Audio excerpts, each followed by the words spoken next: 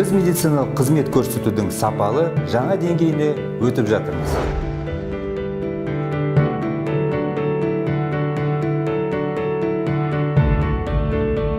Медициналық қызмет көрсетудің жаңа жүйесі аса көп құжат талап етпейді. Атап айтсақ, жеке өтініш, заңды тұлғалардың мемлекеттік тіркеу туралы куәлік, медициналық қызмет лицензиясының көшірмесі, ақпараттық жүйені жүргізуге жауапты тұлғалар жөніндегі мәліметтер.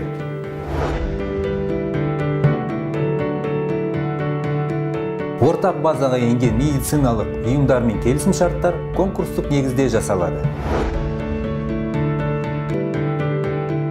Әлеуметтік медициналық сақтандыру қоры активтерінің сақталуына мемлекет кепілдік береді.